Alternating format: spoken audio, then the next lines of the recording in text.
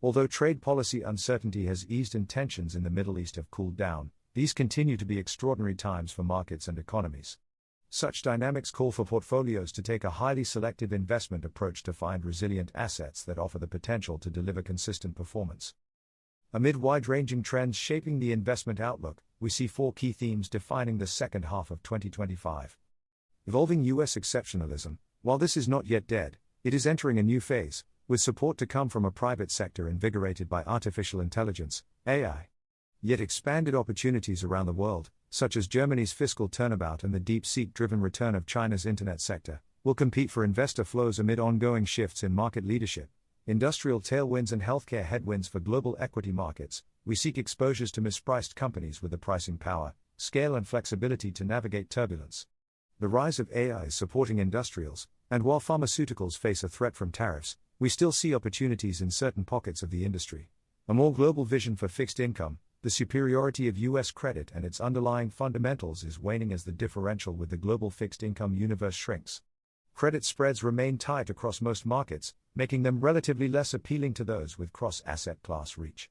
However, we continue to find value in Asian credit, excluding China property, where relative valuations and fundamentals are more compelling. Asia emerging as a region of relative resilience and opportunity. Global volatility has led to investors seeking exposure in Asian markets, where resilient credit fundamentals, with limited U.S. exposure, equity potential from domestic demand, AI innovation and sector-specific strengths in markets like India, Taiwan and Korea provide tailwinds. U.S. exceptionalism enters a new phase. Much of the so-called U.S. exceptionalism was a faster post-COVID relative growth rate propelled by a U.S.-favored productivity gap, as well as U.S. fiscal overexpansion at a time when other nations remained fiscally dormant. This gap now seems to be closing after taking into account the recent Big, Beautiful Bill. One school of thought is that a structurally higher fiscal deficit, for now, has made it difficult for U.S. rates to drop as much as elsewhere. But our view is that the U.S. real GDP growth could grow meaningfully faster, with AI the new driver of higher productivity. For now, it's clear the portion of U.S. exceptionalism previously attributable to greater U.S. fiscal expansion is behind us, while other governments are now more actively reviving their economies. On the hunt for quality in equities.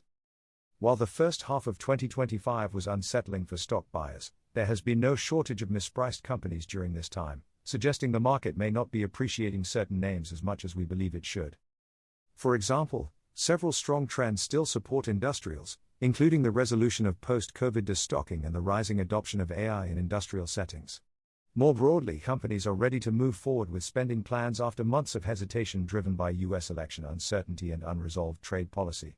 Also, these companies can potentially pass along tariffs imposed while maintaining their profits, which could set the stage for an industrial rebound. Collectively, these tailwinds should drive demand for industrial companies that supply the infrastructure to support AI's expansion. Excitement about the rollout of AI in the US and China continues to draw investor interest. It offers particularly promising opportunities in equities, enhancing productivity growth beyond the tech sector. Data-rich companies, sectors and regions have the potential to benefit from AI, though more of these reside in the US than elsewhere. Elsewhere in the equities landscape, pharmaceuticals may face the most challenging outlook.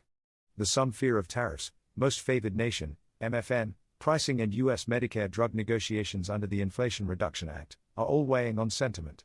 Yet despite dark clouds over the sector overall, our selective approach to find mispriced companies can pinpoint opportunities, in pharma via advances in obesity treatments and immunology, in biotech, in terms of rare and autoimmune disease treatments, and in medical devices. Turning to global fixed income resilience. For fixed income investors, we believe the focus is on opportunities beyond the U.S. As credit spreads remain tight across most markets, all but Asia credit, excluding China property, appear less appealing to those investors with cross-asset class options. Over the coming months, investors can look for overreactions to a second-half slowdown in the U.S. as tariff-driven stagflation sets in, with U.S. high-yield spreads potentially attractive if they widen.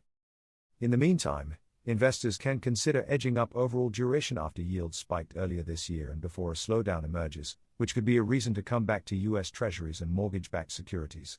To date, we have favored UK gilts, German bunds and the longest areas of Japanese government bonds over Treasuries. We think this global backdrop sets the stage for a closer look at Asia as credit in the region is increasingly on the radar of investors seeking to diversify away from the US. Spotlight on Asia. In Asia, previous research by our regional fixed income team revealed that export-heavy economies like Vietnam and Thailand remain fearful of Liberation Day tariffs, while diversified markets such as India and Singapore would be less affected. In general, the region's credit markets remain resilient due to stable fundamentals, a supportive investor base and limited U.S. exposure.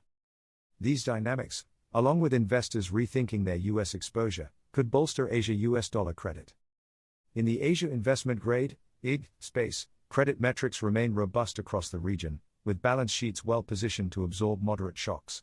The supply of Asia IG credit has also evolved over the past 2 years, making the asset class more diversified and enhancing its appeal.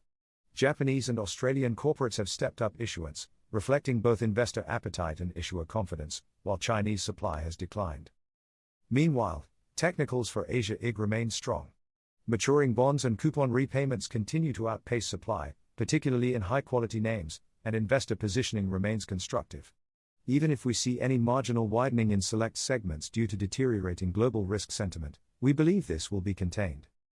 For Asia high yield, we are broadly constructive, and we view any spread volatility or weakness in high-quality names due to uncertainty over trade policy as a buying opportunity. Default rates have declined over the past 2 years and, excluding the distressed China property sector, have stayed consistently low.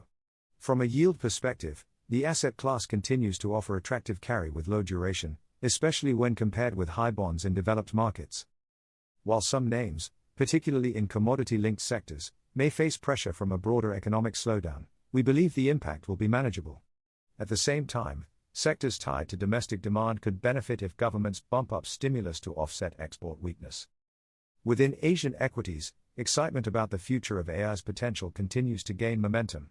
Taiwan, as a leader in semiconductor design and hardware manufacturing, is uniquely positioned to support future advanced AI infrastructure.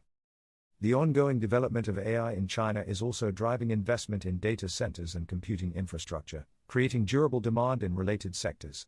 Apart from AI, we also see some more bright spots in China, for instance the encouraging domestic consumption level especially within local travels and strong electric vehicle sales. Although the economy has perhaps felt the change in stance on U.S. tariffs, we think further policy support is likely to aid a recovery in domestic demand. We also like Indian stocks due to the country's status as an importer and its likelihood of benefiting from US-China tensions. Further, after economic growth turned positive in early 2025 for the first time in 12 months, stimulus measures such as rate cuts for the first time in about 5 years, tax cuts and infrastructure investment should collectively give the economy a jolt in the right direction. In Japan, where structural support via ongoing corporate governance reforms and domestic resilience have taken center stage, we expect to see a gradual recovery through the rest of 2025. This improving macro backdrop is expected to benefit the Japanese stock market, spurred by growing demand from inbound tourism in the coming months, along with labor shortages across the country, which will result in solutions in the form of automation and IT spending. Hunting ground for active investors. Globally across sectors and asset classes, markets do not always move in tandem with fundamentals, especially during uncertain times like now when sentiments can turn quickly. This divergence creates opportunities for active investors. The rest of this year will be no different.